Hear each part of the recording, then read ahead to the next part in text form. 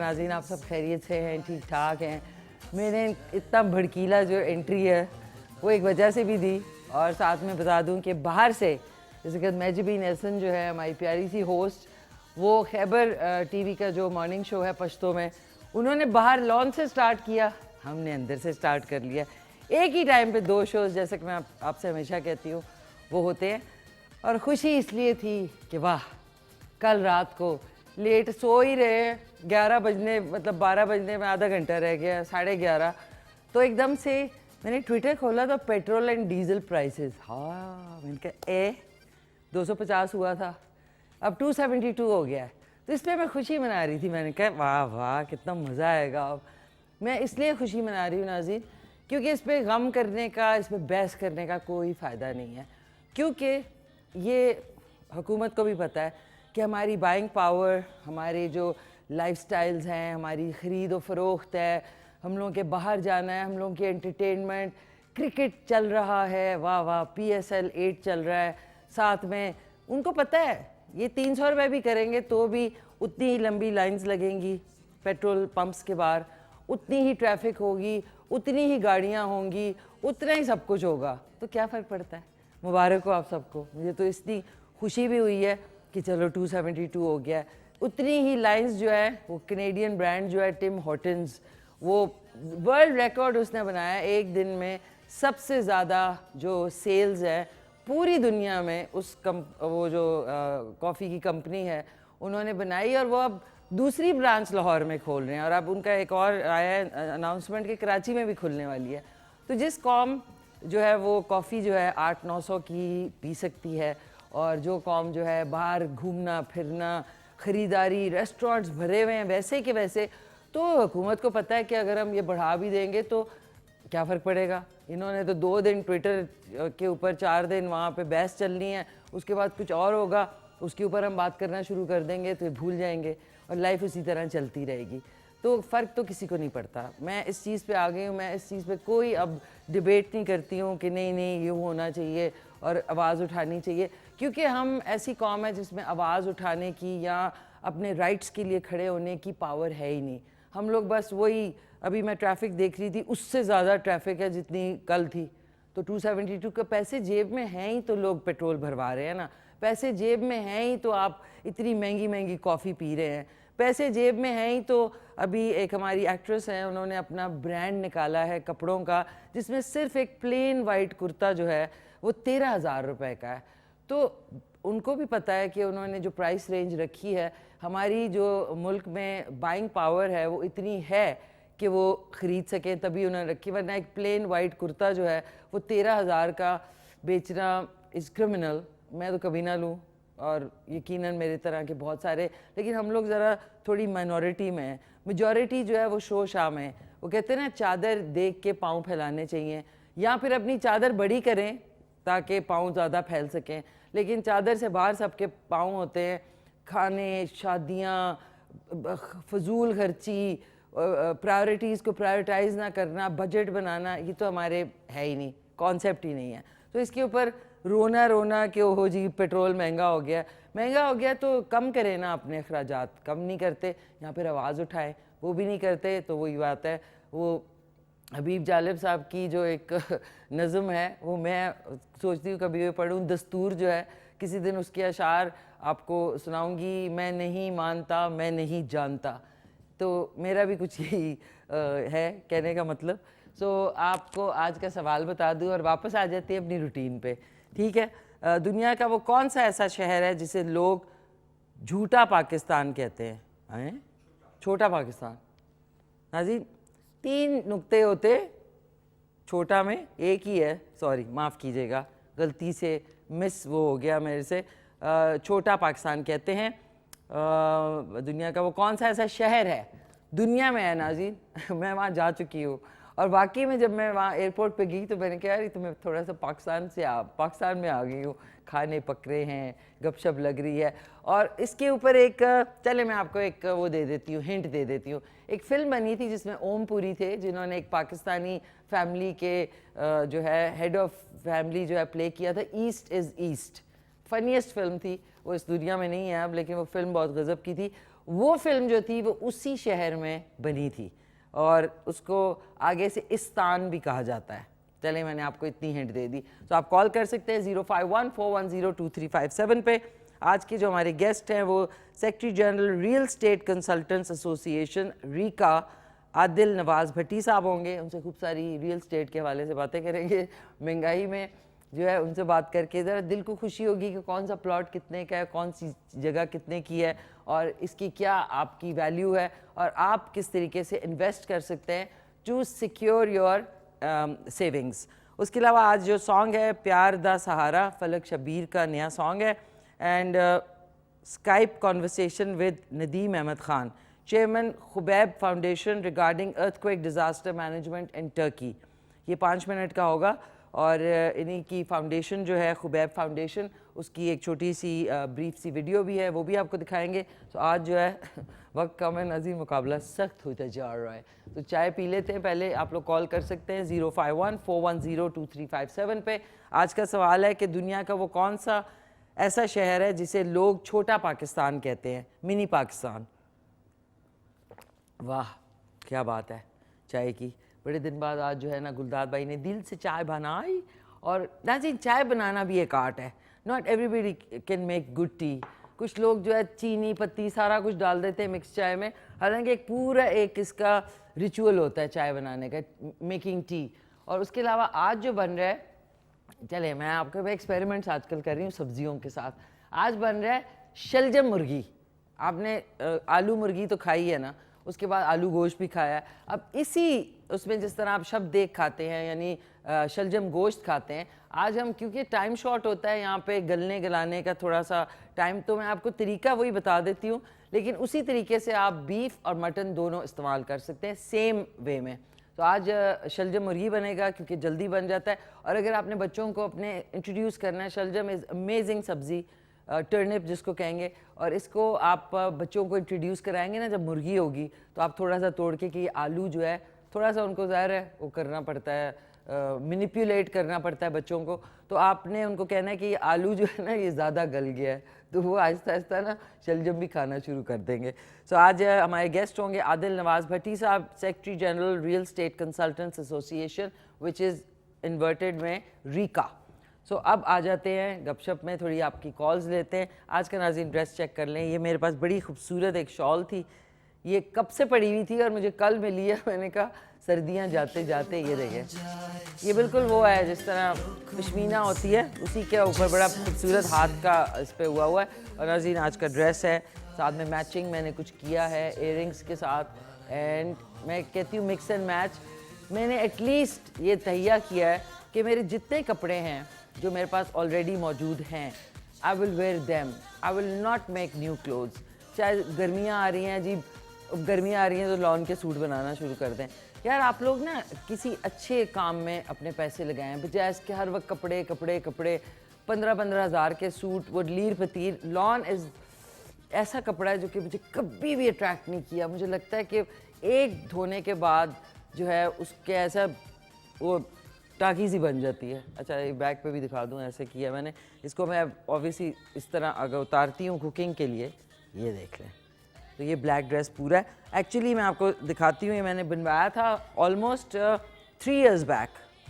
3 years back ये मैंने बनवाया था। और इसमें जो अच्छी पतली वाली वेलवेट है और साथ में इस तरह करके ये देखें, ये जॉर्जेट के साथ मैंने ये देखें, ये इस तरह यहाँ से बन जाता है। तो बेसिकली ये इस तरह है, इसी के साथ स्टिच्ड है ये।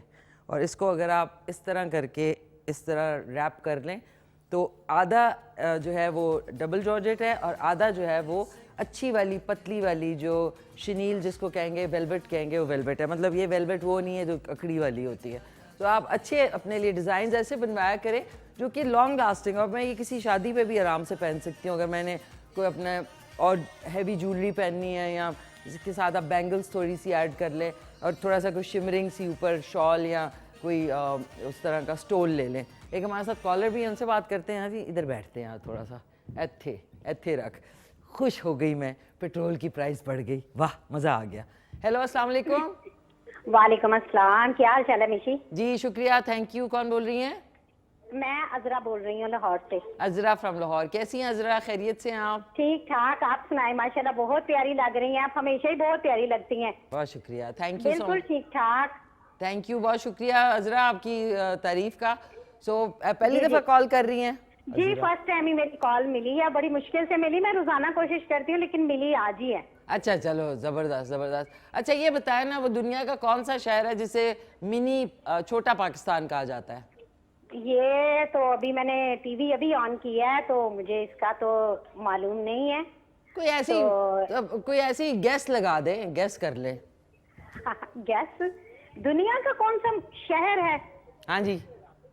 नहीं, मैं गैस भी नहीं लगा सकती। अच्छा, मेरे छोटे ना ये भतीजे जी, की जी। बर्थडे, आप इनसे बात करें, उनको विश कर दें। बहुत अच्छा। मेहरबानी होगी, जरा मेरे छोटे भतीजे से बात करें। नौशेरवान आदिल इसका नाम है। हाँ चले, सुनाए कह रही हूँ, कराएं। हेलो, अस्सलाम वालेकुम। बाल इतने प्यारे लग। वालेकुम अस्सलाम। वालेकुम, कौन बोल रही हैं आप? मैं नौशेरवान आदिल बोल रहा हूँ। कैसे हैं आप, खैरियत से हैं? जी बिल्कुल। क्या कहना चाहोगे बेटा, आपकी बर्थडे है? जी मेरी बर्थडे आज। आपका क्या नाम है? मोहम्मद नौशेरवान आदिल। मोहम्मद नौशेरवान। क्या नाम है? मेरा नाम मोहम्मद नौशेरवान आदिल। नौशेरवान है ना, नौशेरवान। मोहम्मद नौशेरवान आदिल।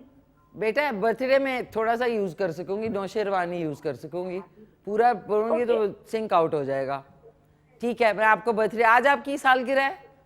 जी। बस अभी आपको विश करती हूँ, मैं अभी करती हूँ आपको नौशेरवान। एक हमारा प्यारा नौशेरवान भी देख रहा है, नीमो भी देख रहा है अभी हमारा शो। तो ये थैंक यू सो मच बेटा, बहुत शुक्रिया। अजरा फ्रॉम लाहौर, आपका बहुत शुक्रिया। और नज़ीन, सोच रही हूँ कि क्या भूल गई हूँ। अस्सलाम वालेकुम मामा, क्या हाल चाल है आपके? ठीक ठाक हैं आप, खैरियत से? नाजी, मैंने एक नया तरीका निकाला है। मैं मम्मी से फ़ोन पे, मेरा वो स्पीकर सिस्टम है ना, जो टीवी लगा हुआ है, जो हमारे मॉनिटर सा लगा होता है गाड़ी में, अब मैं वाईफाई से कनेक्ट कर लेती हूँ गाड़ी चलाते में। ऐसी क्लियर स्पीकर्स में से आवाज़ आ रही होती, तो अभी बात करते हुए मैं मम्मी के साथ आई। मामा जी कैसी हैं आप, खैरियत से हैं? ठीक ठाक हैं? दावर भाईजन, बावर भाईजन को मेरा ख़ास सलाम। और साथ में हमारी वर्क फोर्स वेट कर रही होती है, देखती रहती है। तो अज़ीज़, ये चीज़ मेरी अज़ीज़ कैसी हैं आप? अज़ीज़ को मेरा ख़ास सलाम। दिलावर आप कैसे हैं? ठीक ठाक हैं, खैरियत से? उनको मेरा ख़ास सलाम। एंड प्यारी सी शिफ़ा आप कैसी हैं? शिफ़ा को और प्यारी सी रुबीना को भी मेरा ख़ास सलाम। अम्मा जी इंजॉय द शो। मम्मी रात को भी रिपीट में भी देखती हैं नाज़रीन, आर्डेंट K2 व्यूअर हैं वो। फिर मुझे गलतियाँ बता रही होती, भाई ये हो गया, वो हो गया, फलाना हो गया। तो अब आ जाते हैं अपनी कुकिंग की तरफ। और कुकिंग में आज नाज़रीन ब्लेंडर भूल गई मैं, लेकिन उसका तोड़ है मेरे पास। ब्लेंडर अगर आपके पास नहीं, जिसमें टमाटर को थोड़ा सा ब्लेंड करके जब आप डालते हैं तो जो ग्रेवी या सालन या करी जो है वो बड़ी स्मूथ बनती है, उसमें मोटे मोटे वो नहीं आते, चंक्स नहीं आते। तो कोई बात नहीं, हम ज़रा डिफरेंट तरीके से बनाते हैं। इसमें आपको चाहिए, ये देख लें, एक अदद मुर्गी है, 1 से 1.5 जो भी 1.25 किलो वाली मुर्गी है। ये है, इसको कहते हैं शलजम, जिसको कहते हैं ठिप्पर भी कहते हैं। शलजम, शलगम, ठिप्पर, जहाँ जहाँ भी बोल रहे हैं। ये एक साइज़ के आपको लेने हैं, ताकि ये देखें, ये और किधर गया, इधर, ओके, ये देख लें, ये एक साइज़ के है। और इसको हम काटेंगे नहीं, इसको जिस तरह इसी तरह डाल देंगे। और ये स्लो आंच पे जब सिमर करता है, यानी छोटी मतलब आपने फ्लेम की हुई हो, तो आपका जो सालन है हल्की आंच पे बहुत मज़े का बनता है। तो ये इस साइज़ के हम इसमें डालेंगे। अब बच्चे जो है सोच रहे होंगे आलू है, आपके बेटा आलू जो है वो गल गया ज़्यादा। तो नौशेरवान को हमने वो करना है, बर्थडे विश करनी है, उसके साथ साथ हैंड वॉश भी कर लो नाज़रीन कुकिंग से पहले, ताकि जर्म्स जो हैं, वैसे तो हमारे जर्म्स इधर उधर काफ़ी फैले हुए हैं। कोरोना वायरस था, सारे अंदर थे, कितनी सेविंग हुई थी सबकी, अल्लाह माफ़ करे, कहना नहीं चाहिए। लेकिन अब जो है, जो जिनको असर हुआ है ना नाज़रीन, इस पेट्रोल का जो बॉम्ब गिरा है, वो आपको पता नहीं चलेगा वो कौन है। अभी हमारे पास, एक सेकेंड, हमारा म्यूजिक ऊंचा क्यों हो जाता है एकदम से? What is this going on? What is this? अच्छा, आ जाते हैं अब इस पे। आपको पहले मैं लिख दूं, शलजम मुर्गी करी, खुद से बना लिया नाज़रीन। शलजम, एक तो पता नहीं ये हमारी जो चौक है ना, एक सेकेंड, शलजम मुर्गी MURGH आए मुर्गी करी। ये जो है ना मेरे ख्याल गीली हो गई या डैम्प हो गई है, इसलिए इसका जो लिखने में वो ना वो नहीं आ रहा, जो भी होता है नाज़रीन, कभी कभी लफ्ज़ नहीं आ रहे होते। अच्छा, अब आपको बता दूं इसमें यूज़ क्या क्या होगा। आधे किलो जो मैंने आपको बताया मुर्गी है, शलजम है, 2 अदद प्याज हैं बारीक चॉप किए हुए, या जैसे आप सालन कट होता है वो, ये जवे हैं इसके नाज़रीन आज कुछ भी नहीं पिसा हुआ, क्योंकि मैंने कहा था मैं ब्लेंडर लेके आऊँगी और वो ही भूल गई, सारी चीज़ें गाड़ी में पड़ी हैं सिवाय ब्लेंडर के। तो इसमें लहसुन अदरक जो है वो 2 टेबलस्पून वो डलेगा। हरी मिर्चें हैं मसालों के अंदर, आपको बता दूं 2 चम्मच डलेंगे धनिया पाउडर के, ये देगी लाल मिर्च जो कि सिर्फ कलर के लिए ऐड होती है, इसमें मिर्चें नहीं होती, ये डालेंगे आधी टीस्पून। 1 टीस्पून लाल मिर्च पाउडर, ज़ीरा जो है 1 टीस्पून, सफ़ेद साबुत ज़ीरा, हस्बे ज़ायका नमक, और साथ में हल्दी जो है आधा टीस्पून हम डालेंगे। 4 अदद टमाटर हैं, और उसके बाद जो है शुरू करते हैं। 1 कप के बराबर ऑयल है। अब ज़ाहिर है सब चीज़ें ऊपर जाएंगी, ऑयल जो 540 क्या पता नहीं कितने, अच्छा लो क्वालिटी ऑयल भी मिल रहे हैं जो कि बहुत लो क्वालिटी के हैं, वो प्लीज़ ना लें, उससे आपकी सेहत ख़राब होगी। बचत के चक्कर में डॉक्टर के पास जाने से बेहतर है थोड़े से एक्स्ट्रा पैसे दे के आप अच्छा वाला तेल जो है वो ले लें। क्या आपने ब्रेक पे जाना है? ओके नाज़रीन, मिनी ब्रेक है ये। ओके नाज़रीन, मिनी ब्रेक है, और मिनी ब्रेक में मैं इसमें जो है ना 1 कप ऑयल डालती हूँ, और इसको हम प्याज और लहसुन अदरक इसमें शामिल कर देंगे।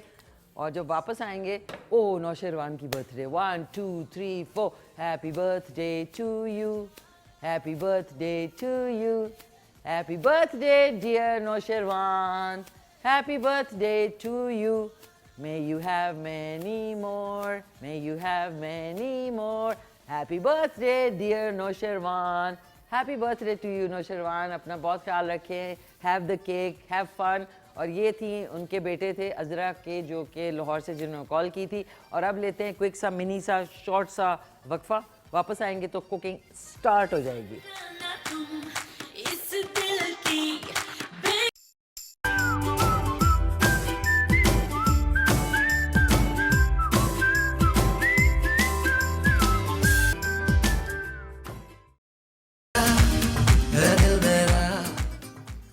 जी नाज़रीन, खुश आमदीद, वापस आ चुके हैं।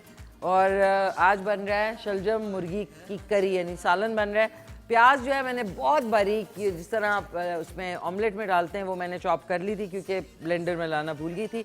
और साथ में जो ये टमाटर हैं, इनको मैंने 4 टमाटरों को बॉयल होने के लिए रख दिया। अगर आपके पास ब्लेंडर नहीं है कोई बात नहीं है, आप इसको उबाल लें जो टमाटर हैं, और जैसे ही उसका छिलका उतारें उसको थोड़ा सा जो ठंडा होने पे हाथ से क्रश कर लेंगे तो वो टोमेटो प्यूरी बन जाएगी। ये देख लें, ये बॉयल हो रहा है। और अब लहसुन को ये ना लाने की वजह, लहसुन को हम अपने ओल्ड स्टाइल, जो कि दौरी डंडा भी कहते हैं इसको लंगरी भी कहते हैं, बट ये हर एक के घर में ज़रूर होती है, और ये सबसे इजी और मज़े की चीज़ है। इसको हमने थोड़ा सा कुटाई करनी है, इसकी कूटें इसको। This is the best organic way. Obviously blender तो सबके पास है आजकल, ऐसा नहीं है कि कोई कहे कि जी मेरे पास नहीं है, लेकिन ऑब्वियसली बहुत सारे लोगों के पास नहीं है। तो घर में ये होना, स्पेशली मार्बल वाला जो है ना, और एक लकड़ी का होता है, वो होना बड़ा ज़रूरी है। आप कोई भी मसाला आराम से उसमें, ओए इट इज़ उडिंग। हेलो, अस्सलाम वालेकुम। वालेकुम सलाम। अस्सलाम वालेकुम। वालेकुम सलाम। कौन बोल रही हैं? कायनात रेसानी, कोयटा से। कायनात फ्रॉम कोयटा। कैसी हैं कायनात? खैरियत से हैं आप? ठीक ठाक हैं? मिशी आप कैसे हैं? ठीक हो? बस शुक्र अल्हम्दुलिल्लाह, सब ठीक। आप सुनाएं कैसी हैं? जी हाँ, मैं ठीक हूँ। क्या कहना चाहें? बस शुक्र अल्हम्दुलिल्लाह, सब मैं खैरियत। यही कहना चाहती हूँ, माशाल्लाह आप जो है बहुत प्यारी लग रही है। थैंक यू कायनात, सो स्वीट ऑफ यू। सो आपने पहले फ़ोन किया ना कायनात? जी हाँ, गाजर का हलवा की फरमाइश की थी मैंने। किसकी फरमाइश की थी? गाजर के हलवे जो बनाए थे। गाजर के हलवे की बनाया, फिर मैंने जैसे आसान तरीका बताया था। जी हाँ। चलो, very nice, very very good. तो आज बनाएंगी ये शलजम और गोश्त, बेशक डाल लो इसमें, चिकन के बजाय गोश्त डाल लें बेशक। जी हाँ। तो और घर में सब ठीक है कायनात? माशाल्लाह सब ठीक है। चलो, वंडरफुल, ज़बरदस्त। और मिशी आप ठीक हो? मैं शुक्र अल्हम्दुलिल्लाह सब ठीक ठाक, थैंक यू, बहुत शुक्रिया आपका। तो मुझे ये बताएं कायनात जी कि आप कुकिंग खुद करती हैं घर में? जी हाँ, मैं करती हूँ। अच्छा आप करती हैं, वेरी नाइस। क्या क्या बनाती हैं, क्या क्या फरमाइश होती है आपसे? बस जो भी वो बनाती हूँ। जो हम भी। लोगों के यहाँ पे जो बड़ी रोटी बनाती है ना, देखी है आपने कोयटा की रोटी जी बड़ी? जी, वो बड़ा नान जो है। जी मैं वो भी बनाती हूँ। अरे वेरी नाइस, घर में तंदूर भी है? नहीं नहीं, वो जो तवे पे, बड़े तवे पे जो बनाते हैं। अच्छा बड़े तवे पे, वो पतली जो चपाती टाइप होता है। जी हाँ, अच्छा वेरी नाइस भाई, वेरी मेरे नाइस। अब्बू को वो बहुत पसंद है ना। अच्छा माशाल्लाह। तो आप पढ़ती हैं हाँ कायनात? जी, किस क्लास में? 8। 8th क्लास में? आप माशाल्लाह रोटी भी बनाती हैं, वेरी नाइस भाई। मैं भी आपकी एज में ना, मुझे आती थी, मम्मी ने डंडे मार मार के कहा कि हेल्प किया करो किचन के अंदर, तो मैं वो भी करती थी। नहीं, ये बात है ना, इंसान सीखे, भले वो ना करे लेकिन सीखे। सीखे ज़रूर, लाइफ में चीज़ें जो है ना वो आनी बड़ी ज़रूरी होती हैं। दैट्स वेरी गुड, जी हाँ। वेरी वैसे जो नाइस। किसी के कहो कि ये बनाओ वो बनाओ, वो नखरे करते हैं ना, हाँ हाँ, तो बस इंसान खुद ही बना ले। बिल्कुल बिल्कुल, एक्सपेरिमेंट मेक्स यू परफेक्ट। और वो जो आप कहते हैं ना जो एक भूल ही गई मैं। अच्छा ये बताएं कि कोई फरमाइश है आपकी कायनात? जी नहीं, बस जो आप बनाते हो वही हम लोग भी बनाते हैं। अच्छा। माशाल्लाह आप बहुत अच्छी चीजें बनाते हो। थैंक यू सो मच, बहुत शुक्रिया। माशाल्लाह कल आपके वो ड्रेस बहुत मुझे पसंद है। ड्रेस अच्छा लग रहा है आपको? वो कल वाली जो नहीं थी। अच्छा कल वाला भी है, थैंक यू यार, जी शुक्रिया बहुत बहुत। सॉरी, पुरानी ड्रेस मैं अपने पहनती हूँ। मैं कहती हूँ भाई एक दफ़ा इतने ज़्यादा पैसे दे के आपने सिलवाया है तो अब मैं किसी को दे दूँ? कंजूस हूँ नहीं मैं, नहीं, बिल्कुल नहीं माशाल्लाह देती। आपकी सारी ड्रेस जो है बहुत अच्छी। Thank और you. माशाल्लाह आपकी मेकअप मुझे बहुत पसंद है। अच्छा बहुत शुक्रिया यार, thank you so much. 5 minute वाला मेकअप, बल्कि मैं ऐसा करती हूँ कल ना कायनात, कल का शो देखना, कल मैं सिर्फ हल्का सा बेस लगा के आऊँगी और आपको बताऊँगी कि मैं 10 मिनट में कैसे मेकअप करती हूँ। सही सही ठीक है ना, कल का शो भी ज़रूर सही। देखना। अच्छा ये बताएं कि दुनिया का वो कौन सा शहर है जिसे मिनी पाकिस्तान कहा जाता है? ये पता नहीं। नहीं पता? जी कोई बात नहीं, आज पता फिर लगेगा देखेंगे, एंड में बताना। इंशाल्लाह, इंशाल्लाह ज़रूर ज़रूर। बाकी सही। थैंक यू सो मच, बहुत बहुत शुक्रिया आपका कायनात फ्रॉम क्वेटा। आप कॉल कर रही थी नाज़रीन, ये क्या हो रहा इंशाल्लाह है? जब इस्लामाबाद आ गए आएंगे हम लोग। इंशाल्लाह इंशाल्लाह। थैंक यू सो हाँ, मच, मिलने। बहुत शुक्रिया। सही, अल्लाह। थैंक्स अ लॉट, अल्लाह हाफिज़, अल्लाह हाफिज़। नाज़रीन ये जो आग है ना, जो भड़क जाती है। अच्छा देख लें, ब्लेंडर नहीं था, कोई बात नहीं, मैंने जो टमाटर है उनको अच्छी तरह बॉईल किया और उसको जो है इस तरह आप मैश कर लें, ये देख लें। और ये हमारा सारा कुछ सेट हो गया। कोई इतनी बड़ी बात नहीं थी कि सुबह मैं कहती कि ओह ये क्या हो गया।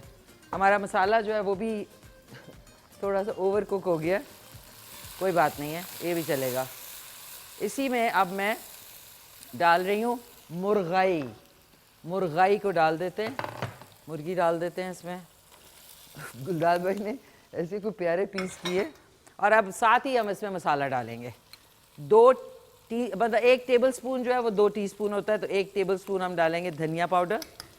उसके अलावा इसमें जाएगा 1 टीस्पून साबुत सफ़ेद ज़ीरा।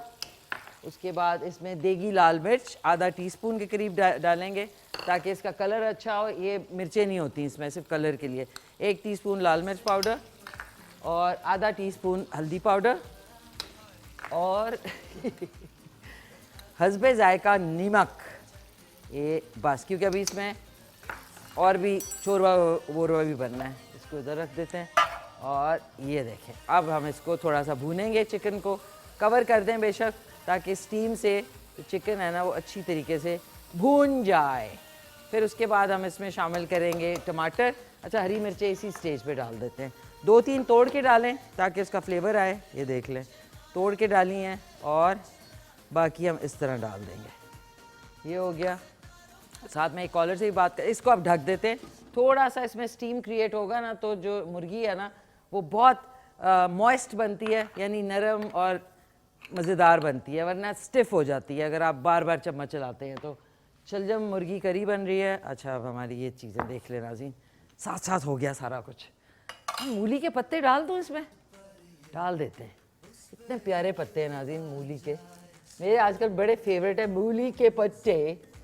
ये भी डाल देते हैं इसमें, हरा धनिया डालते हैं थोड़ा सा अपने बाग से, जो सब्ज़ी का किचन गार्डन हमारा इधर है, इसमें इस दोनों को डालते हैं ताकि इसका फ्लेवर, ये देखें बारीक आपने चॉप करना है, ये फिंगर्स हमेशा पीछे रखा करें इस तरह। एक कॉलर है, अस्सलाम वालेकुम। वालेकुम अस्सलाम। कौन बोल रही हैं? आसिया रावलपिंडी। आफिया फ्रॉम रावलपिंडी। कैसी हैं आफिया, खैरियत से हैं आप, ठीक ठाक हैं? हाँ जी ठीक ठाक। आसिया। आफिया जी जी, आसिया, अच्छा सॉरी आसिया। कैसी हैं आसिया, सब खैरियत है? हाँ जी ठीक ठाक। आपकी ड्रेसिंग की तारीफ करनी थी, आपने जो ग्रीन शॉल पहनी थी बहुत प्यारी लग रही थी। अरे थैंक यू थैंक यू। बस वो मैंने कुकिंग कर रही थी ना, मैंने कहा कि उसमें ऑयल की छींटे ना लग जाए, तो अभी पहनूंगी दोबारा से। नहीं, आपकी ड्रेसिंग बहुत अच्छी होती है। बहुत शुक्रिया, थैंक यू सो मच। कोशिश करती हूँ कि बस जो जो उल्टे सीधे फैशन है ना, मुझे बिल्कुल पसंद नहीं है वो आजकल जो चल रहे होते हैं। जी, जो आपने कल आप बता रही थी कि आपने डबल ट्राउजर पहना हुआ था जी। तो बहुत जबरदस्त लग ही नहीं रहा था वो डबल पहना हुआ है, तो बहुत अच्छा आपकी ड्रेसिंग थी। हाँ जी। वो पता है क्या, वो ब्लैक वाला जो था ना वो ज़रा ऊंचा था, तो मतलब मेरी टांग जो है इतनी इतनी दिखती, तो मैं अब सुबह सुबह कह रही अब मैं क्या करूं, तो वो इत्तेफाक से मेरे पास स्ट्राइप्स वाले काफ़ी अच्छे वो क्यूलॉट्स हैं, तो वो मैंने वो नीचे पहन लिया, तो वो एक ही बन गया। टांगे दिखाना मुझे बिल्कुल पसंद नहीं है। उफ। नहीं, अगर हम हमारे पास ऐसा ड्रेस होता तो हम ये करते कि हम उसे पहनते ही ना, हमें इस्तेमाल ही ना करना आता। देख लो ना, अब कभी कोई छोटी शर्ट हो जाए या छोटी आपका ट्राउज़र हो जाए ना, उसके नीचे आप कोई भी और पतली सी जो ट्राउज़र है उसको मैच कर लें, तो उससे ये होगा कि वो जो ज़ाहिर है टांग हर कोई तो नहीं दिखाना चाह रहा होता ना फ्री में। अच्छा, मेरी बेटी है आयजा, जी, जी। तो वो कह रही थी पैन केक बनाने का। पैनकेक्स, अच्छा फ्रॉम स्क्रैच, ये बहुत अच्छी बात है। ठहर जाएं, आपकी बेटी का नाम क्या है? आयजा। आयजा, हाँ जी। आयजा। और मैं आपको स्क्रैच से पैनकेक बना, एक तो पैनकेक मिक्स मिलता है बेटी क्रॉकर का, लेकिन वो नहीं, वो उनके लिए जो जल्दी में होते हैं, लेकिन मैं आपको स्क्रैच से बहुत इजी है पैनकेक्स जो है। हाँ जी, इजी से रावलपिंडी। जो हम घर बना सकें। रावलपिंडी। देखिए मैं कल ही बनाती हूँ, कल ही बनाते हैं आपकी फरमाइश। गुलदार भाई तो बड़े खुश होंगे पैनकेक पे। ठीक है ना। आज के सवाल का जवाब, वो कौन सा शहर है जो दुनिया में मिनी पाकिस्तान यानी छोटा पाकिस्तान कहलाता है? ये सवाल हमने कभी सुना ही नहीं है, तो ये पहली सुनना बार ही नहीं है। ओए अल्लाह, कोई तो बात नहीं आप आज जवाब देंगे तो हमें भी पता चलेगा, है ना। चलो ठीक है, वो शहर है, चलो मैं ये बता देती हूँ, यूके में है, यूनाइटेड किंगडम, इंग्लैंड में है मतलब। हाँ, वो होगा फिर नहीं नहीं? नहीं पता, नहीं कोई पता। बात नहीं। स्कॉटलैंड। कोई बात नहीं, कोई बात नहीं, आ जाए इंशाल्लाह आपको पता लग जाएगा। थैंक यू सो मच आसिया, आपकी बेटी की फरमाइश इंशाल्लाह कल पूरी करते हैं। नाज़रीन, chicken is really cool man. कच्ची तो नहीं खा सकती, सॉरी। इसमें आप डाल देंगे हम, ओह सॉरी, इसमें डाल देंगे ये देखें ज़बरदस्त से जो ब्लेंड कर, हैंड ब्लेंडर से मैंने की है। ये हमारा टमाटर भी चले गए, ये देखिए अब ये आराम से गलिंग। और थोड़ा सा इसमें, अभी टाइम क्या हुआ है प्लीज़ कोई बता सकता है? 10:10 हुए हैं कि 10:05 हुए हैं? 10:10 है। उफ, देखिए दिमाग में, देखिए नाज़रीन कैसी घड़ी चल रही है मेरी घड़ी नहीं मिली, ऐसी कोई नज़र लगी, मिल गई है, सेल डलाने का टाइम नहीं है। अच्छा, अब इसके बाद मैं जाती हूँ, आपको सॉन्ग सुनाएंगे, अभी नहीं सुनाएंगे, इसके बाद सुनाएंगे। ये थोड़ा सा हो जाए ताकि मैं इसमें ये डाल के पानी डाल दूँ और उसके बाद हम जाएंगे। So we have 2-3 minutes. नाज़रीन 2-3 मिनट के अंदर ना टाइम किया करें अपनी लाइफ में, थोड़ा टाइम जो है ना वेरी वेरी इंपॉर्टेंट, कि कितने टाइम में आप क्या करते हैं, ये बहुत ज़रूरी है। एक हमारे साथ कॉलर हैं, और जब तक ये मैं डाल के फिर उसके बाद आपको सॉन्ग सुनाते हैं ज़बरदस्त सा। हेलो, अस्सलाम वालेकुम। अस्सलाम वालेकुम जी। वालेकुम सलाम। कौन बोल रही हैं? मैं गेटू टीवी से बोल रहा हूँ। कौन? गेटू टीवी से बोल रहे हैं, गेटू टीवी। जी जी, एक सेकेंड होल्ड करें please. Two two T two. अस्सलाम वालेकुम, कैसी हैं आप? कौन बोल रही हैं? मैं शगुफ्ता कराची से। शगुफ्ता, कैसी हैं? खैरियत से हैं? खैरियत। क्या कहना चाहेंगी शगुफ्ता? मिशी से बात करूंगी और बस कुछ कह लूँ। बात करनी है। एक सेकेंड होल्ड कीजिए। हेलो, अस्सलाम वालेकुम। वालेकुम सलाम। कैसी हैं आप? ठीक है, मिशी बात कर रही हूँ। आप मिशी बात कर रही हैं? जी जी। नहीं, आप मिशी बात नहीं कर रही हूँ, मिशी की आवाज तो जानती हूँ। ओए बात सुने शगुफ्ता, मैं मिशी बोल रही हूँ। जाहिर है, और कौन? गुलदार भाई बोल रहे हैं क्या? अच्छा आपकी आवाज चेंज हो गई, मिशी बहुत अच्छे। अच्छा, कैसी हैं आप? ठीक है? कुत्तों को डांट डांट की आवाज खराब हो गई। कैसी हैं आप? खैरियत से हैं? जी मैं ठीक हूँ बिल्कुल। खैरियत से? और मैं कह रही थी कि हाँ, आपकी डिश में देख रही थी, ये हम लोग बनाते हैं, मेथी लबिश के बनाती थी। अच्छा। और फिर इसमें ना मेथी भी डालती है साथ। क्या डालती है? तो मेथी के साथ ना, मेथी दाना। मेथी हो या सूखी हो। बस मैं सिंपल मसाले इसलिए यूज करती हूँ क्योंकि मेथी दाना भी महंगा हो गया।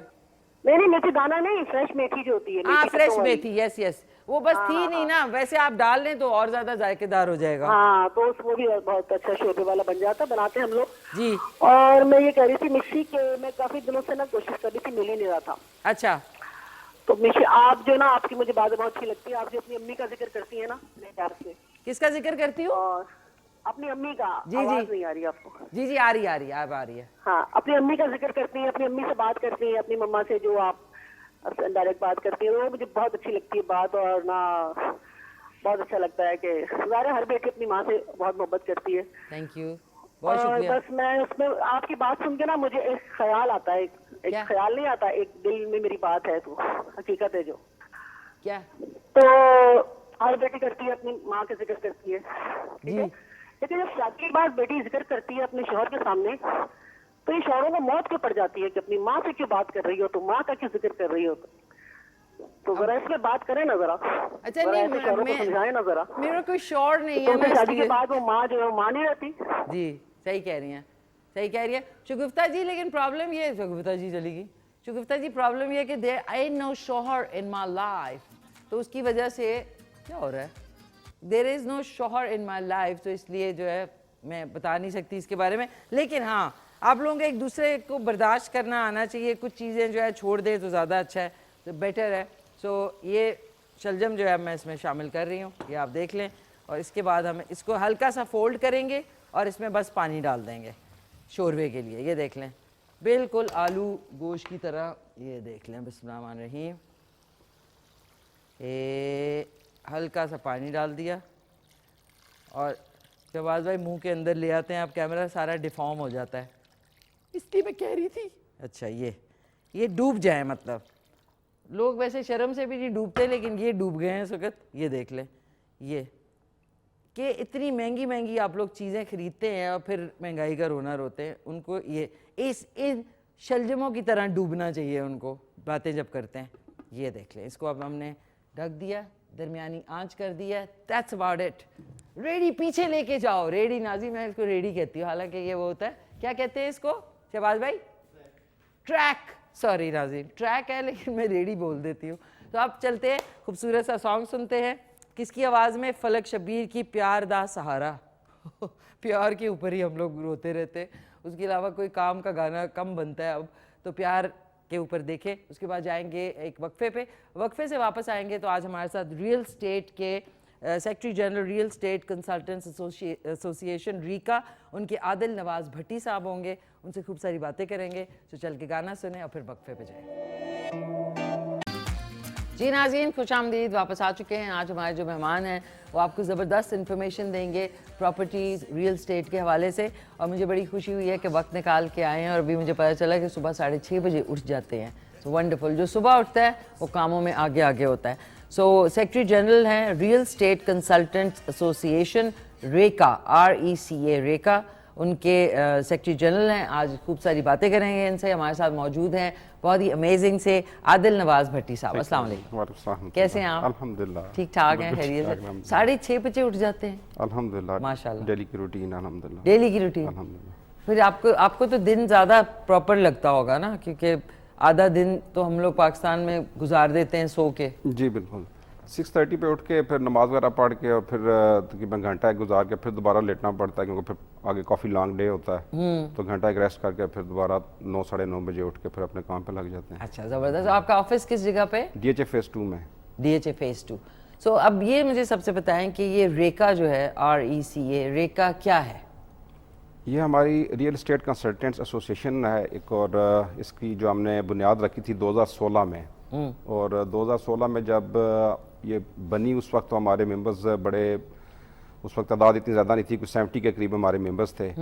फिर टाइम के साथ साथ एक्सप्लेट होती हमारी चीज़ें जो हैं वो, और फिर इसमें दरमियान में जो है रियल एस्टेट का जब 2005 से लेके तो 8 तक तो इतनी ज़्यादा तेज़ी नहीं थी, लेकिन 2008 से फिर 12 तक थोड़ी सी बेहतरी आई।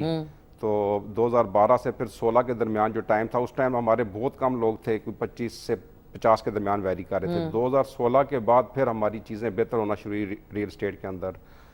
तो अब हमारी स्ट्रेंथ जो है वो तकरीबन 500 के करीब है।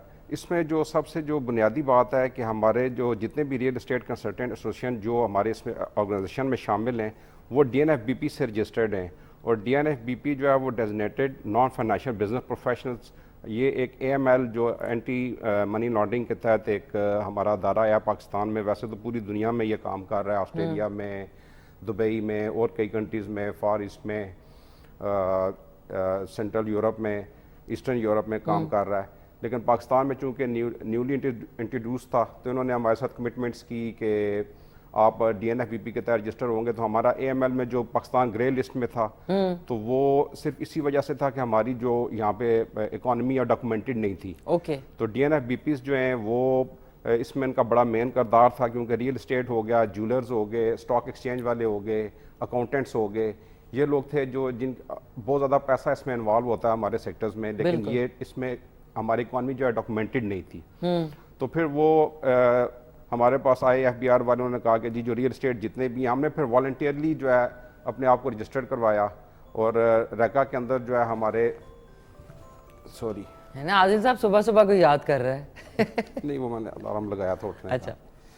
तो फिर वो हमारे साथ उन्होंने कमिटमेंट्स की कि DNFBPs के अंदर जो लोग रजिस्टर्ड होंगे इनको हम काफ़ी सारे बेनिफिट्स देंगे, और जितना भी रियल एस्टेट का बिजनेस होगा वो सारा DNFBP के जरिए ही होगा पाकिस्तान में। ठीक है। तो लेकिन वो अपनी कमिटमेंट्स उन्होंने पूरी नहीं की। हम लोगों ने तो वॉलंटियरली अपने आप को रजिस्टर करवा लिया DNFBP में, लेकिन DNFBP में रजिस्टर होने के बाद हमें जब 6 माह गुजरे तकरीबन, तो हमें जो है उसमें नोटिस आना शुरू हो गए FBR की तरफ से, और वो उन्होंने 10-10 लाख रुपए के नोटिस जो है हमें भेज दिए कंप्लाइंस के कि जी आप लोग जो है वो फॉलो नहीं कर रहे चीज़ों को। हालांकि उनका चाहिए था कि हमें बाकायदा एजुकेट करते चीज़ों में, चूँकि बिल्कुल नया एक अदारा पाकिस्तान में आया था, और हमारे DNFBP के रजिस्टर्ड होने की वजह से ही पाकिस्तान ग्रे लिस्ट से बाहर निकला था, और हमारी ये बहुत बड़ी कंट्रीब्यूशन थी इसमें। उसको बजाय एक्नॉलेज करने के उन्होंने अपने FBR ने जो है हमारे गिर शिकंजा गाड़ दिया, और हमें जो है वो अब मुसलसल नोटिस आए। फिर हमने अप्रोच किया, फिर उन्होंने कहा जी कि नोटिस हम वापस लेंगे। तो ये थोड़े से मसाइल होते हैं, मतलब है कि गवर्नमेंट जो है वो गवर्नमेंट हमारे साथ कमिटमेंट कुछ और कर देती है, और जब हम उनके साथ अच्छा चलते हैं, आगे से कोऑपरेट करते हैं तो फिर गड़बड़ हो जाती है। जी बिल्कुल। अच्छा आदिल साहब, एक और चीज़ है, बहुत सारे लोग कंफ्यूज हो जाते हैं कि प्रॉपर्टी और रियल एस्टेट में क्या फ़र्क है? देखिए प्रॉपर्टी जो है वो तो अब लाइफ स्टॉक है, ठीक है, जिस तरह अब आपकी गाय भैंस है वो भी आपकी प्रॉपर्टी है, वॉच है, घड़ी है आपकी, कपड़े हैं आपके, वो प्रॉपर्टी है। तो ये एक बहुत बड़ी कंफ्यूजन है कि रियल एस्टेट के हवाले और प्रॉपर्टी को एक ही समझा जाता है। प्रॉपर्टी की जो है वो डेफिनेशन बिल्कुल अलग है। आपका घर का फर्नीचर, आपकी हर चीज़ आपकी प्रॉपर्टी है, ठीक है। लेकिन रियल एस्टेट जो है वो रियल से मुराद है कि जितनी लैंड हमारे, जितनी ओपन बेयर लैंड पड़ी होती है वो सारी रियल होती है, और स्टेट जब हम उस पर कोई काम करते हैं या उसकी ओनरशिप लेते हैं, उसके ऊपर कोई कंस्ट्रक्शन करते हैं, तो वो स्टेट होती है। तो ये दोनों मिलकर रियल और स्टेट बन के मिलकर रियल स्टेट का बिजनेस बनता है। अब मिसाल के तौर पे आपका हॉस्पिटल बनता है तो सबसे पहले रियल होती है, नीचे ग्राउंड होता है, उसके ऊपर फिर हॉस्पिटल बनता है, आके स्टेट बनती है, वो रियल स्टेट का बिजनेस होता है। स्कूल बनता है आपका रियल स्टेट में आता है, ठीक है। आपका ये स्टूडियो बना हुआ है, ये रियल स्टेट में आता है। यानी कि रियल स्टेट इसकी इतना ज़्यादा इसकी डायमेंशन है, इसका बिजनेस ये 300 से 400 अरब डॉलर की है हमारी इकॉनमी या पाकिस्तान में। 25 से 30 अरब डॉलर जो है वो हर मंथ में आता है पाकिस्तान, जिसमें से हमारा कुछ 60-65% जो है रियल स्टेट में लगता है। और आप हैरान कौन बात है कि पाकिस्तान में इस वक्त जो हमारी अदालतों में केसेस चल रहे हैं, 60 से 65% केसेस जो हैं वो हमारे रियल स्टेट से मुतल्लिक होते हैं, प्रॉपर्टी के ऊपर। और हमारे आप आए रोज सुनते हैं कि प्रॉपर्टी रियल स्टेट के ऊपर जो झगड़े हो रहे हैं, और जिसका कुछ तो इतना ज़्यादा हमारे लोगों का इसमें स्टेक इन्वॉल्व है। लेकिन बदकिस्मती से हमारा जो सेक्टर है इसको बिल्कुल गवर्नमेंट ने नज़रअंदाज किया हुआ है। इसको समझते हैं कि शायद ये नॉन प्रोडक्टिव सेक्टर है। हालांकि नॉन प्रोडक्टिव सेक्टर नहीं, जिस तरह मैंने आपको बताया कि जिस तरह अभी आपकी हर चीज़, जब आपका हॉस्पिटल, आपका स्कूल, ठीक है, आपके घर, आपकी मार्केट्स, आपके अब जितने मेगा मॉल्स बन रहे हैं, आप देख लें कि पाकिस्तान में जो जिस तरीके से चीज़ें अब आगे बढ़ रही हैं, रियल एस्टेट के अंदर एक रेवोल्यूशन आ रहा है। अब आप देखें कि जो चीज़ नहीं आ रही है पाकिस्तान, जैसा सेंटोरस मॉल आया है, गीगा मॉल है, इस तरह के मॉल्स जो आ रहे हैं, ये ऐसी ऐसी चीज़ें लेकर आ रहे हैं। अभी अब मुख्तलिफ सिटीज़ के अंदर जब आप जाते हैं, आप देखते हैं, अब हमारा रावलपिंडी के साथ ही एक आगे है तहसील है गुजर खान, अब बिल्कुल मतलब है कि कोई नाम भी उसका नहीं जानता था। वहाँ पे हाउसिंग सोसाइटी से उन्होंने ऐसी ऐसी चीज़ें वहाँ पे इंट्रोड्यूस वहाँ पे भी शॉपिंग मॉल बन रहा है जी। ऐसी वहाँ पे यूनिवर्सिटीज़ आ रही हैं, थीम पार्क्स आ रहे हैं, स्मार्ट सिटी का कॉन्सेप्ट वो दे रहे हैं, ठीक है। अब पाकिस्तान दुनिया में कहीं ये कॉन्सेप्ट मौजूद नहीं है जो पाकिस्तान में रियल एस्टेट के अंदर इंट्रोड्यूस हो रहे हैं।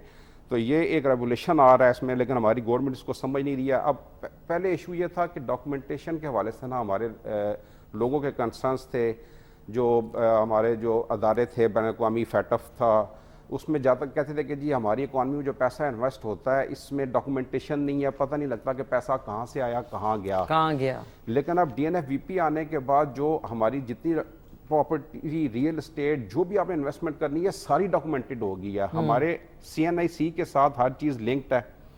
हमारा CNIC डलता है, उसमें आपकी मुकम्मल डिटेल आ जाती है, आपके बैंक अकाउंट्स की डिटेल आ जाती है, आपकी रियल एस्टेट की सारी आपकी डिटेल उसमें आ जाती है।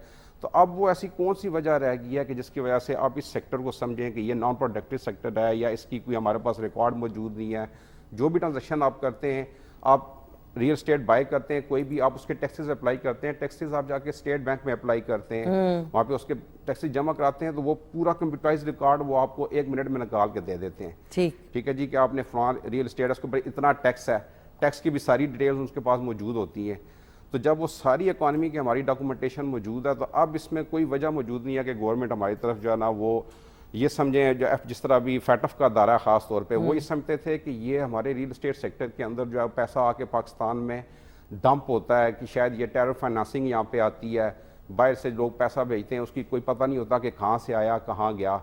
लेकिन ये सब चीज़ें पुरानी हैं। DNFBP आने के बाद अब ऐसी कोई वजह मौजूद नहीं है कि उन चीज़ों का ग्राउंड मौजूद नहीं है। अच्छा, मुझे एक चीज़ बताएं कि जो गवर्नमेंट है, जो हुकूमत है, वो कोई बेनिफिट्स आपको देती है रिगार्डिंग DNFBP? ये बड़ा एक अलमिया है कि DNFBP जब उन्होंने हमसे रजिस्ट्रेशन हमारी करवाई है, तो हमने बताया कि हम आपको इंसेंटिव देंगे, लेकिन जब हम उसमें अपने आप को रजिस्टर करवा लिया तो अभी तक उन्होंने हमसे कमिटमेंट की थी कि हम पूरे पाकिस्तान में कोई बंदा रियल एस्टेट बाय करना होगा वो DNFBP के बगैर बाय नहीं कर सकेगा। लेकिन पूरे पाकिस्तान में खरीदो फरोख्त हो रही है। सेलर परचेजर खुद भी जो है वो डायरेक्ट जाके भी अगर बाय करना चाहें तो वो प्रॉपर्टी बाय कर लेते हैं, वो किसी रियल एस्टेट एजेंट को हायर नहीं करते। ठीक है, तो जो हमारे साथ कमिटमेंट्स DNFBP उन्होंने की थी, जो FBR ने, कि आप रजिस्टर हो जाएं, हम इसमें आपको ये बेनिफिट, सबसे बड़ा बेनिफिट हमें ये आना था कि रियल एस्टेट के अंदर कोई भी अगर सेल परचेज होनी थी तो उसमें हमारी इन्वॉल्वमेंट ज़रूरी थी, लेकिन वो गवर्नमेंट ने बिल्कुल उसमें हमें शामिल नहीं किया। और बजाय इसके कि जब हमने अपने आप को रजिस्टर करवा लिया तो हमें नोटिस आना शुरू हो गए। उन्होंने FBR के अंदर हमें रजिस्टर करके और हमें टैक्स नोटिस भेजना शुरू कर दिए। कंप्लाइंस के हवाले से कोई हमारे साथ उन्होंने कमिटमेंट अपनी जो हमें बताया था कि हमें एजुकेट करेंगे, हमें बताएंगे कैसे करना, अब आप यकीन करें कि हम अपने कंसल्टेंट्स हायर करके उनसे हम गाइडलाइन लेके और अपने परफॉर्मे बना रहे हैं और चीज़ों को खुद से मेंटेन कर रहे हैं। उनकी तरफ से कोई गाइडलाइन मौजूद नहीं है हमें, और कोई हमारे साथ उन्होंने कोऑपरेट नहीं किया जिस तरीके से हमसे कमिटमेंट्स की थी। देखिए नाज़रीन, ये भी हो रहा है। और आपका कोई भी सवाल हो तो आप कॉल कर सकते हैं रियल एस्टेट या प्रॉपर्टी के हवाले से 051-410-2357 पे। हमारे साथ इस वक्त मौजूद हैं secretary general real estate consultants association RECA, Adil Nawaz Bhatti साहब, और बड़ी अच्छी ज़बरदस्त इन्फॉर्मेशन है। और मैं ज़रूर ये पूछना चाहूँगी कि जब भी कुछ ऐसा होता है, अच्छा उससे पहले बीच में थोड़ा सा आपको एक और जगह ले जाती हूँ, जो कल पेट्रोल की प्राइसेस बढ़ी, तो आपके जो हल्का है उसमें क्या रिएक्शन हुआ? 272 का हो गया पर लीटर। देखें, इसमें थोड़ा सा डायमेंशंस दिखना कि अब ये जो गवर्नमेंट आई है जी, ये कोई लंबे प्लान तो लेके आई नहीं है, इन्होंने शॉर्ट टर्म मेजर्स लेने हैं। ठीक है, इनके पास एजेंडा बड़ा मुख्तलिफ है। गवर्नमेंट आती है 5 साल के लिए, उनका एजेंडा मुख्तलिफ होता है। अब इनको मिली हुकूमत 1 साल के लिए हुकूमत मिली थी, इसके अंदर उन्होंने क्या करना है कि कोशिश करनी है कि ज़्यादा से ज़्यादा हमें फंड्स आ जाएँ।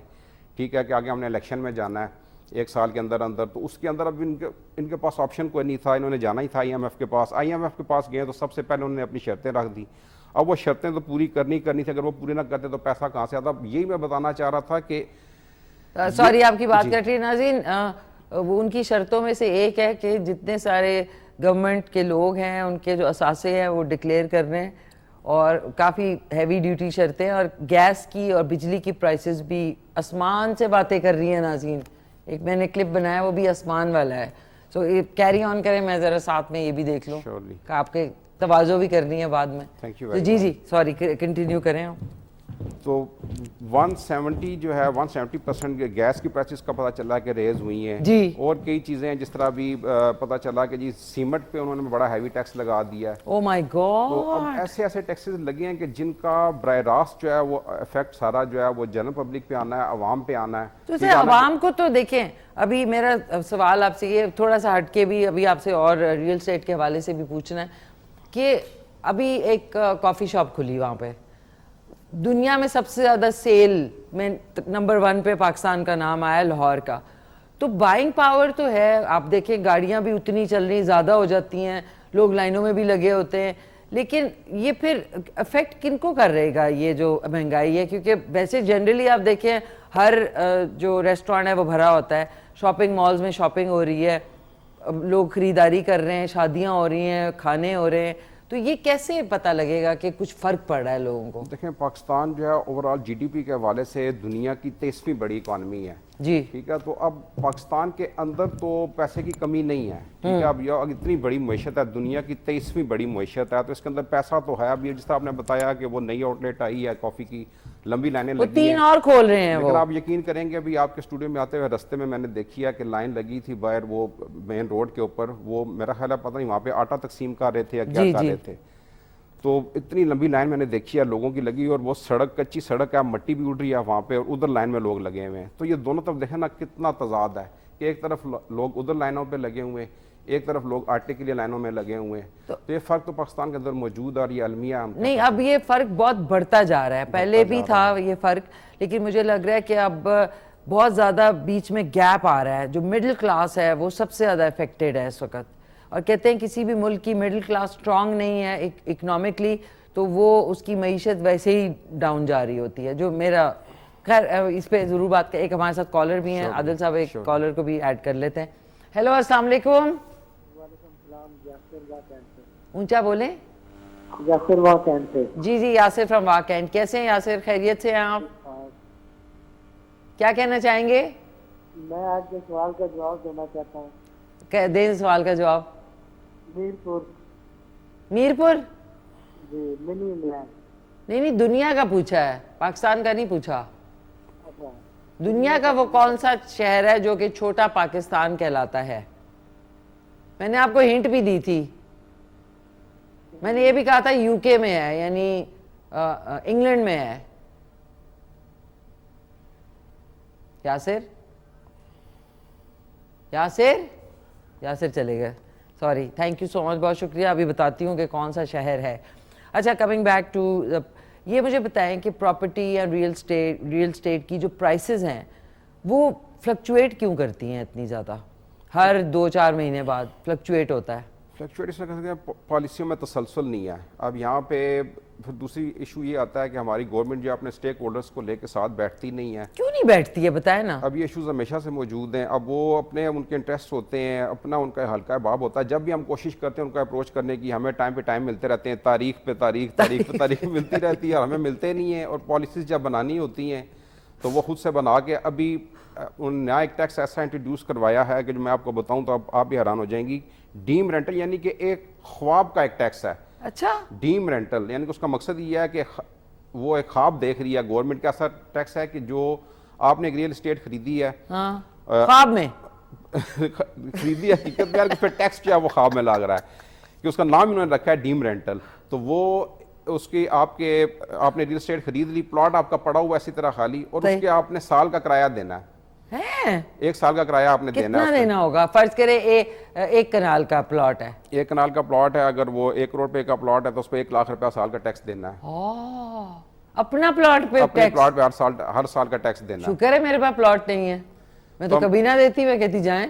अब मुझे बताएं कि वो मतलब है कि बेसिकली है ये कि वो आपके एक से दूसरे प्लॉट पे लगेगा, यानी कि एक प्लॉट पे नहीं, एक प्लॉट आप अपना रख सकते हैं, लेकिन दूसरा अब किसने बेटे के लिए लेना है, अब बेटे के नाम पे वो चाहते हैं कि लोगों को पहले ही हम इतना इंडिपेंडेंट कर दें कि बच्चा जैसे ही 18 साल का प्लॉट उसके नाम पे कर दें कि छोड़े ना उसके नाम पे। अब ज़ाहिर है वालदैन ने प्रॉपर्टी अपने नाम पे रखनी होती है, तो वो अब चाहते हैं कि डायरेक्ट ये बच्चों के नाम पे करते रहे, वो अपने इंडिपेंडेंट होकर फिरते रहे। पाकिस्तान में बाहर वाला सिस्टम लाना चाह रहे हैं, ये क्या इनका एजेंडा है उसके पीछे हमें समझ नहीं आ रही। कि वो मतलब अपने लिए आप रियल एस्टेट खरीद रहे हैं, अपने इन्वेस्टमेंट करना चाह रहे हैं, पैसा बैंकों में पड़ा, देखें किस तरीके से डिवैल्यू होता चला जा रहा है। सिर्फ एक रियल एस्टेट ही ऐसा सेक्टर है कि जिसमें इन्फ्लेशन आपको कवर करके देता है ये, यानी कि अगर आपके पैसे की कीमत कम हो रही है ना, आपकी रियल एस्टेट की प्राइस जो है वो उसको कवर अप करती है। सही, ठीक है, ऐसा नहीं होता कि आपने आज 1 करोड़ रुपए का प्लॉट लिया, डॉलर नीचे, अगर डॉलर ऊपर जा रहा है, रुपए की प्राइस नीचे आ रही है, प्रॉपर्टी उसी हिसाब से आपको पे बैक करती है। हाँ बिल्कुल ठीक बिल्कुल, है, ऐसा नहीं होता कि आपकी जो है। अब दूसरा ये कि हमारा रियल एस्टेट सेक्टर जो है और स्टॉक एक्सचेंज सेक्टर, पूरी दुनिया में ये 2 मेन इंडिकेटर्स होते हैं।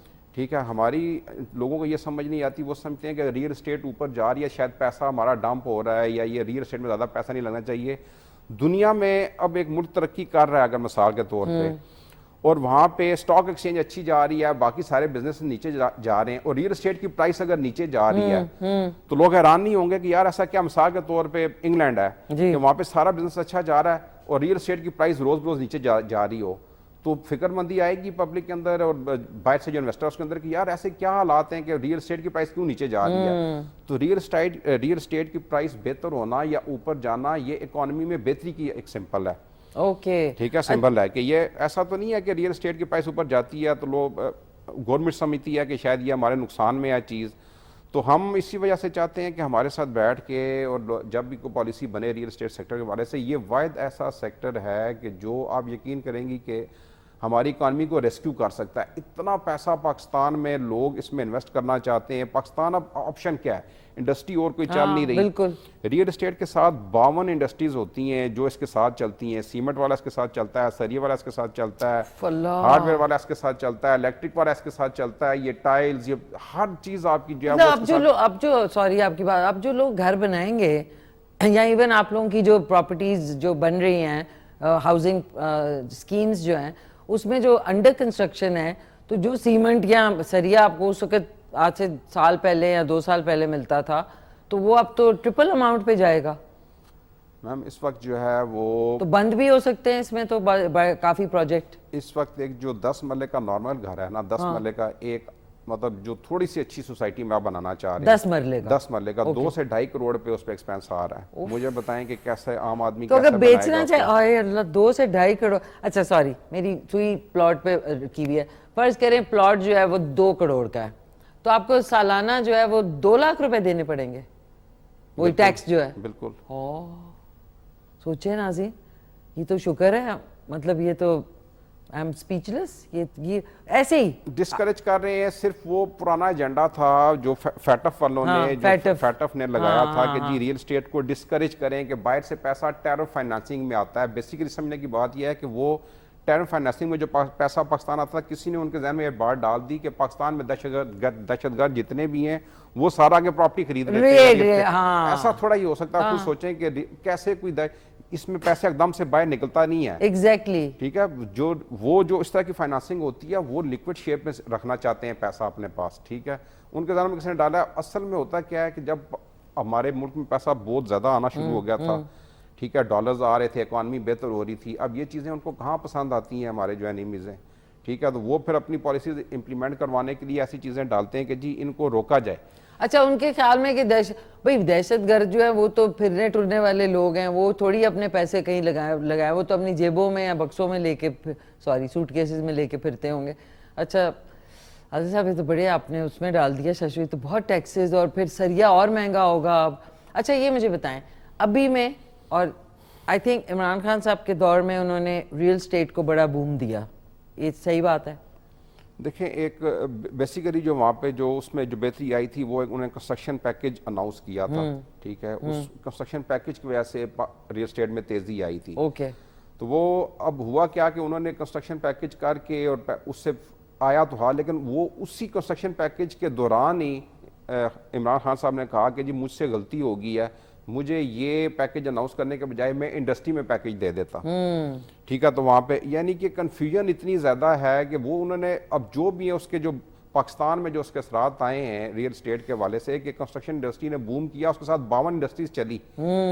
इंडस्ट्री के अंदर ऑटोमेटिकली जब रियल एस्टेट और कंस्ट्रक्शन चलती है तो सारी इंडस्ट्रीज आपकी चल सारा वो रोल करते हैं ना वो पैसे, सारी चीजें आपस में कनेक्टेड होती हैं। बिल्कुल, सरिये वाला, सीमेंट वाला। अभी भी बेस्ट यही, हम तो गवर्नमेंट को ये तजवीज़ करेंगे कि अगर मिनिस्ट्री जो है इनके पास टाइम थोड़ा, अब ये $1 अरब के लिए घुटने टेके हुए हैं, अवाम को मुसीबत में डाला हुआ है। आप आज ये गवर्नमेंट 1 महीने के लिए अनाउंस करे कि हम एमनेस्टी दे रहे हैं डॉलर्स के अंदर, ठीक है, आप पाकिस्तान में पैसा लेकर आएँ और अपने रियल एस्टेट में इन्वेस्ट करें, किसी सेक्टर में आप इन्वेस्ट, हम वो कर्जा दे सकेंगे। ये एक दफा खोल के तो देखें कि बाहर से तो जो आना पाकिस्तान से इतना पैसा इनको डॉलर्स में बाहर मिलेगा कि ये $1 अरब के लिए पूरा मुल्क गिरवी रख रहे हैं। और वो $1 अरब, अभी मैंने कहीं बल्कि पढ़ा भी है कि कोई ताजरान है, उन्होंने कहा है कि आप हमें वो कोई इस तरह की फैसिलिटी दें तो हम जो कर्जा है $2 अरब है या पता नहीं कितना है वो हम वापस कर देंगे, बजाय इसके आप ये जो टैक्सेस लगा रहे हैं और ये कर रहे हैं। देखें इसके अंदर पोटेंशियल देखें कि हमारा सिर्फ एक प्लॉट जो ब्लू एरिया के अंदर है वो 6 अरब का बिका है। जी, मैंने अभी नोट किया सबसे ज्यादा महंगा प्लॉट जो सकत बिका है, 6 अरब का एक प्लॉट बिका है अभी। सोचिए, तो इसके अंदर आप पोटेंशियल देखें कि कितना है, कितना पैसा, कितनी इन्वेस्टमेंट आ सकती है उस 6 अरब के सिर्फ लैंड के ऊपर। अब जो ऊपर जो प्रोजेक्ट बनेगा उसकी वैल्यू क्या होगी, सोचे। ठीक है, तो वो तो अब अगर आप इससे कैलकुलेट करें जो ये सारी तो गवर्नमेंट कर रही है $1 अरब के लिए कि $1 अरब हमें यहाँ से मिलेगा तो हम रेस्क्यू करेंगे इकॉनमी को। आप खुद सोचें कि ये किस तरह के लोग हैं। मेरे ख्याल में वो खुद भी नहीं चाह रहे ना, बिकॉज अगर ये होगा तो फिर मतलब आपको पता है ना अंडर हैंड फिर पैसे जो है वो कैसे रह जाएंगे। आदिल साहब बिल्कुल टेंशन नहीं लेनी आपने, अब मुझे टेंशन हो गई है। एक अदर हमारे साथ कॉलर भी हैं, आपसे रियल एस्टेट के हवाले से भी पूछना है कि क्या अपॉर्चुनिटीज हैं, लेकिन मैं साथ में आपके लिए, आपकी तवाज़ो के लिए शलजम और मुर्गी बन रही है। हेलो, अस्सलाम वालेकुम। ओह नो, कॉल ड्रॉप हो गई। अच्छा आदिल साहब ये ज़रूर बताएं कि इस वक्त अपॉर्चुनिटीज़ जो है रिगार्डिंग रियल एस्टेट में इन्वेस्ट करने की अपॉर्चुनिटीज़ वो क्या हैं, आया है भी इस टाइम पे कि नहीं है? मैं वही आपसे जिक्र कर था कि इस वक्त जो बेस्ट टाइम है ये बाइंग का, क्योंकि इस वक्त जो रियल एस्टेट की प्राइसेस हैं वो आपको पता है मुल्की हालात की वजह से, इकॉनमी की वजह से इस वक्त नीचे आई हुई हैं जी। तो ये बेस्ट टाइम होता है जब भी रियल एस्टेट, हमारे लोगों का अलमिया ये है कि एक जगह पे मिसाल के तौर पे प्लॉट की प्राइस है $1 करोड़, या मैं करोड़ों में बात करूंगा तो फिर हर बंदा तो पाकिस्तान में करोड़ों में बाई नहीं कर सकता। मैं साहब कहता हूँ कि 20 लाख रुपए एक प्लॉट की वैल्यू है, राइट। वो एक दिन 20 लाख है। अगर उसमें कोई सेक्टर के अंदर, जिस सेक्टर की मैं बात कर रहा हूँ उसमें अंदर कोई नई चीज़ आई है और कोई वहाँ पे कोई बेहतरी आई, जिस तरह कोई NOC उनको मिल गया है, या मिसाल के तौर पे पहले उस सोसाइटी में गैस नहीं थी, गैस आ गई है, या उनका लेआउट प्लान मंजूर हो गया है, तो उसमें एक जंप आ गई है 20 लाख से, वो प्लॉट अगर चला गया 22 लाख पे, सही। तो जो जिस बंदे ने एक दिन पहले पूछा था कि जी वहाँ पे कल क्या प्राइस थी, वो कहेगा 20 लाख है, आज वो पूछेगा 22 लाख है, कहेगा 2 लाख की जंप आ गई है, वो मैं जल्दी से ले लेता हूँ, बजाय इसके कि प्राइस हो सकता है कल 25 लाख ना हो जाए।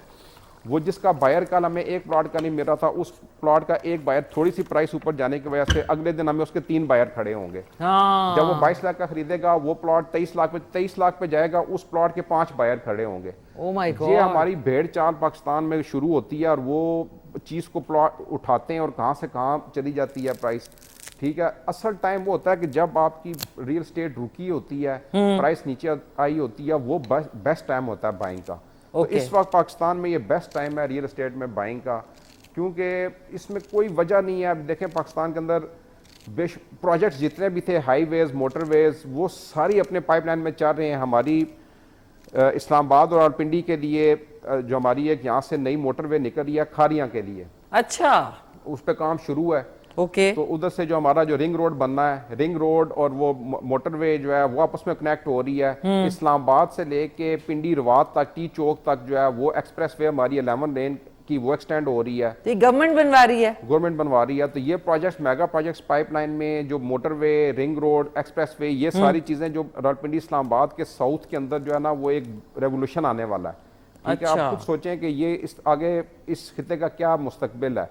तो इससे रिलेटेड जितना भी एरिया है हमारा, जो भी अच्छी सोसाइटीज़ हैं जिनके NOCs क्लियर हैं, वो बेस्ट टाइम है बाइंग का वहाँ पे। अभी उधर इन्वेस्टमेंट करनी चाहिए, उधर प्राइसेस जो हैं एकदम से इसमें ऐसा चेंज आएगी कि लोग हैरान रह जाएंगे। इतने आप यकीन करेंगे ये जो हमारी जीटी रोड है इधर से सदर से लेके जो टी चौक तक दरमियान में इस वक्त तकरीबन 28 के करीब जो है पाइपलाइन में प्रोजेक्ट्स हैं हाई राइज बिल्डिंग्स के, ठीक है, जो कोई 30 स्टोरी है, कोई 50 स्टोरी है, एक 70 स्टोरी है, इस तरह के हाई राइज प्रोजेक्ट आ रहे हैं, ठीक है। तो ये एक रेवोल्यूशन आ रहा है हमारे मुल्क के अंदर। जो वो नई जो बिल्डिंग्स बन रही हैं, जो मॉल्स बन रहे हैं, वो जदीद तरीन कॉन्सेप्ट्स लेकर आ रहे हैं, ठीक है। तो उस पूरे रीजन में देखें कि आप हमारे इसमें क्या क्या चेंजिंग्स आ रही हैं, तो यही तो बेस्ट टाइम होता है, ठीक है। प्राइस इस वक्त नीचे है, अपॉर्चुनिटीज बेशुमार मौजूद हैं, मेगा प्रोजेक्ट्स पाइपलाइन में बन रहे हैं। तो आप अच्छा, क्योंकि आप पूरा आपको सारी चीज़ों की इल्म भी है, तो कैसे पता लगे कि ये वाली जो हाउसिंग स्कीम है या ये स्मार्ट सिटी प्रोजेक्ट है या जो भी आजकल जो जितने प्रोजेक्ट्स अनाउंस हुए हैं उनमें से कौन सा जो है मुस्तनद है और किस में इन्वेस्ट करें और आगे जाके कोई इश्यूज ना क्रिएट हो, ये कैसे पता लगा है जितने लोग हमारे देख रहे हैं अगर वो इन्वेस्ट करना चाहें तो? देखिए, हमारी जो रियल स्टेट कंसल्टेंट एसोसिएशन है जो रैका, बेसिकली हमारा जो एरिया ऑफ ऑपरेशन है वो तो है DHA इस्लामाबाद और रावलपिंडी, राइट, ठीक है। तो हमारे तकरीबन 35-40% जो है हमारे मेम्बरान वो बैरियर टाउन के अंदर भी हैं। ओके, तो ये दो हमारे इस रीजन के लिहाज से बेस्ट इस वक्त हो सकते हैं। खासतौर पे DHA जो है वो उसके फेज़ 1 से लेके फेज़ 7 तक जो है वो अनाउंसड हैं और ऑलरेडी उन पे काम शुरू है। वो अच्छी जगह इन्वेस्टमेंट के लिए बेस्ट प्लेस हो सकती है। पूरे रीजन के लिए सबसे ज़्यादा जो बेनिफिशरी होगी, अल्टीमेट बेनिफिशरी इस मोटरवे की, रिंग रोड की, इस्लामाबाद एक्सप्रेसवे की, राइट। दूसरा ये है कि थोड़ा सा एक्सपेंसिव है, ज़ाहिर उसमें वही लोग इन्वेस्टमेंट कर सकते हैं जिनके पास हैवी बजट हो। तो इन्वेस्टमेंट करते वक्त जो है वो बुनियादी चीज़ जिसका ख्याल रखना है कि जो भी हाउसिंग सोसाइटी आप उसमें जिसमें इन्वेस्टमेंट करना चाहते हैं उनका NOC का स्टेटस देख लें। बेसिकली NOC के भी मुख्तलिफ स्टेप्स होते हैं। अब ये सोसाइटीज़ करती क्या हैं जी कि ये अखबार में, TV में, मीडिया के ऊपर अनाउंसमेंट कर देते हैं कि जी NOC क्लियर्ड, राइट। वो NOC एक्चुअली होता उनको जो मिला होता है वो सिर्फ एडवर्टाइजमेंट के लिए मिला होता है। इसके मुख्तलिफ स्टेजेस होती हैं NOC की। तो वो सिर्फ जाके तो वहाँ पे जब अप्लाई करते हैं किसी अथॉरिटी के साथ, जैसे RDA में, LDA में, CDA में, तो वो उनको एक NOC दे देते हैं कि जी ठीक है, आप अपनी सोसाइटी को एडवर्टाइज करना चाहते हैं तो आप एडवर्टाइज कर लें। अच्छा, वो उस एक NOC को अरबों रुपए में भेज देते हैं। क्या करते हैं कि लोगों को कहते हैं कि हमें NOC मिल गया पूरी सोसाइटी बेचने का, हालांकि वो सोसाइटी बेचने का NOC उनको नहीं मिला होता और हमारी आवाम जो है उसमें जाके फंसती है वो एडवर्टाइजमेंट के NOC के ऊपर, और वो लाखों करोड़ों रुपए की इन्वेस्टमेंट कर देते हैं। वहाँ पे कहते हैं जी कि NOC हमें मिला, हालांकि वो ना उनके पास लैंड पूरी होती है। और दूसरा सबसे बड़ा इशू ये है कि NOC देते वक्त जो अथॉरिटीज़ होती हैं वो उनकी अपना एक मिनिमम लैंड की रिक्वायरमेंट होती है। मिसाल के तौर पे अगर 400 कनाल की उनकी है कि जी 400 कनाल जिस सोसाइटी के पास होगा हम उसको NOC देंगे, राइट। वो 400 कनाल पे NOC मिलेगा और सोसाइटी जो है वो विद इन वीक और 2 वीक्स जो है वो हज़ारों के हिसाब से प्लॉट हैवी उसमें एडवर्टाइजमेंट करके इसमें TV के ऊपर और सोशल मीडिया के ऊपर प्लॉट्स भेज देते हैं, राइट। लोगों से पैसे ले लेते हैं और वो उससे फिर पीछे जाके लैंड खरीदना शुरू करते हैं। जो पीछे लैंड वो खरीदनी होती है, पहले उसकी कीमत जो है वो अगर हज़ारों में होती है, तो जब सोसाइटी का पता चलता है तो वो कीमत लाखों में चली जाती है, राइट। तो सोसाइटी को लैंड आगे मिलती कोई नहीं है, लोग बुकिंग करवा चुके होते हैं, लोग फंस के बैठ जाते हैं। तो ये चीज़ें बड़ा जो है आम आदमी के लिए समझना ज़रूरी होता है कि उन्हें सिर्फ NOC जो एडवर्टाइजमेंट वाला है उस पर फौरी जाके उन्हें बाइंग करने की ज़रूरत नहीं होती। और दूसरा जो हमारे जो NOC देने वाले अदारे हैं उनको भी ये इस पे चेक एंड बैलेंस रखना चाहिए कि जो NOC उन्होंने दिया है उस पर वो चेक करें कि वो क्या सेल उस पर कर रहे हैं, आया उस लैंड के मुताबिक ही कर रहे हैं जितनी लैंड उनके पास है, या वो ओवर सेलिंग कर रहे हैं। हमारे यहाँ पे होता क्या कि तकरीबन ज़्यादातर हमने देखा है कि वो ये होता है कि ओवर सेलिंग होती है, बिल्कुल लैंड उनके पास होती नहीं है और प्लॉट्स भेज देते हैं। हमेशा जो है एहतियात से ख़रीदारी करनी चाहिए। प्लॉट लेते वक्त इस चीज़ का ध्यान रखना चाहिए कि सोसाइटी को जो NOC मिला है वो किस बुनियाद पे मिला है, किस बुनियाद पे मिला है। जी ओके, ठीक है। Thank you so much Adil साहब, आपके लिए लेके आ रही हूँ मैं ज़बरदस्त से शलजम मुर्गी। नाज़रीन जल्दी से टेस्ट कर लें कि कैसा बना है, लग तो अच्छा रहा है। जल्दी का काम शैतान का काम हो जाता है।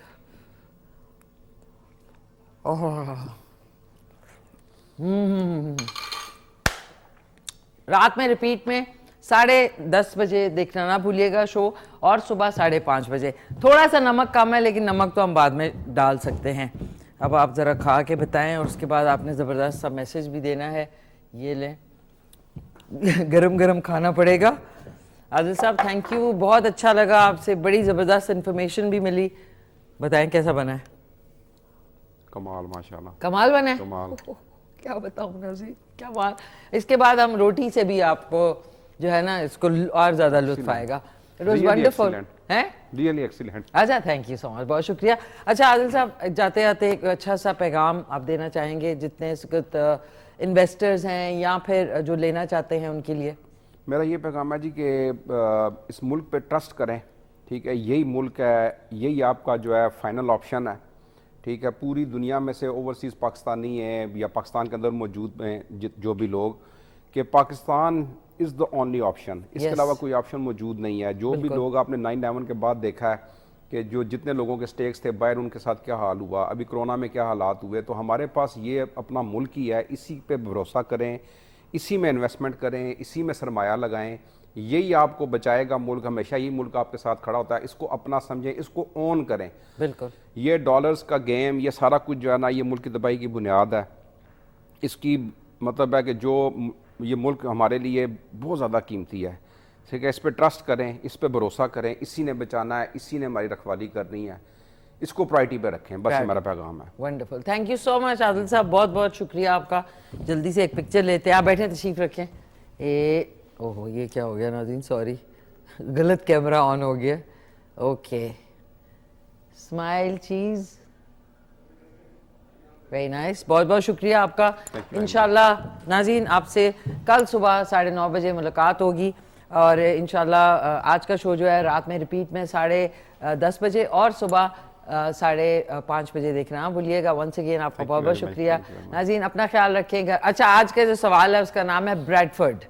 इंग्लैंड में ब्रैडफोर्ड जो है वो मिनी पाकिस्तान यानी कि छोटा पाकिस्तान कहलाता है, इसको ब्रेडिस्तान भी कहते हैं तो इसलिए आज के सवाल का जवाब भी आ गया। So wonderful, thank you so much once again. मिलके कहते हैं आदिल साहब टेक केयर, अल्लाह हाफिज। मिलके कहते हैं पाकिस्तान जिंदाबाद।